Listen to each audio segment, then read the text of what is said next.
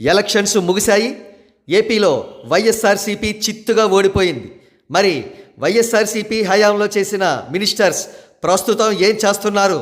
వారంతా గతంలో జనసేనాని పవన్ కళ్యాణ్ గారిని, టీడీపీ అధినేత చంద్రబాబు నాయుడు గారిని, నారా లోకేష్ గారిని పర్సనల్గా పచ్చి బూతులు తిట్టడం తప్పించి వారి శాఖలకు ఏ విధంగానూ కూడా న్యాయం చెయ్యలేకపోయారనే విషయం తెలిసిందే. ప్రస్తుతం వారందరికీ కూడా టీడీపీ కార్యకర్తలు రిటర్న్ గిఫ్ట్ ఇవ్వడం స్టార్ట్ చేశారు.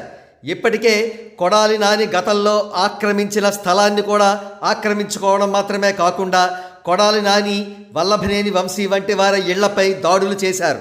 మరో ప్రక్క పచ్చి బూతులతో చెలరేగిపోయిన రోజా లాంటి ప్రబుద్ధులు పత్తా లేకుండా చెన్నై చెక్కేశారు. ఇప్పుడు గతంలో వైఎస్ఆర్సీపీ హయాంలో పనిచేసిన మంత్రులు కానీ, ఎమ్మెల్యేలు కానీ ప్రస్తుతం టీడీపీ నాయకులను, జనసేన నాయకులను అటాక్ చేసే పరిస్థితుల్లో ఎంత మాత్రం లేరు.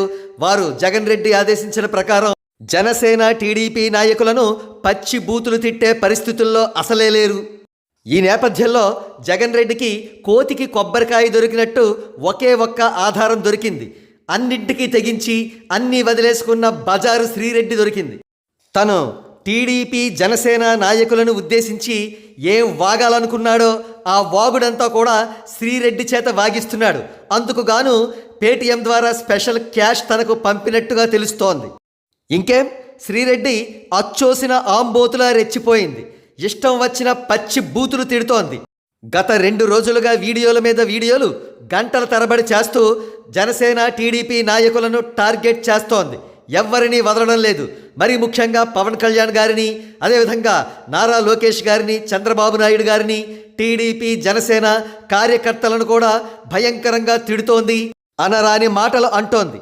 అయితే తన లెంగ్దీ స్పీచెస్లో కానీ, తిట్లలో కానీ ఒక స్ట్రాటజీ దాగి ఉంది. అది చాలా ఆర్గనైజ్డ్ స్పీచ్ అన్నమాట. తన వీడియోల ప్రధాన ఆశయం జనసేన, టీడీపీ పార్టీల మధ్య పుల్లలు పెట్టడం. ఉదాహరణకు వంగవీటి రంగా హత్య గురించి పదే పదే ప్రస్తావిస్తూ కాపులకు టీడీపీ మీద విరక్తి కలిగించాలని ప్రయత్నిస్తోంది. అలాగే పవన్ కళ్యాణ్ గారిని ఉద్దేశించి, పవన్ కళ్యాణ్, నువ్వు రౌడీయిజం కంట్రోల్ చేస్తానన్నావు కదా, మరి టీడీపీ, వైఎస్ఆర్సీపీ మీద చేస్తున్న దాడులను కంట్రోల్ చేయి అని అంటోంది. అయితే ఇక్కడ ఒక్క విషయం చెప్పాలి, శ్రీరెడ్డికి కాదు, జగన్ రెడ్డికి.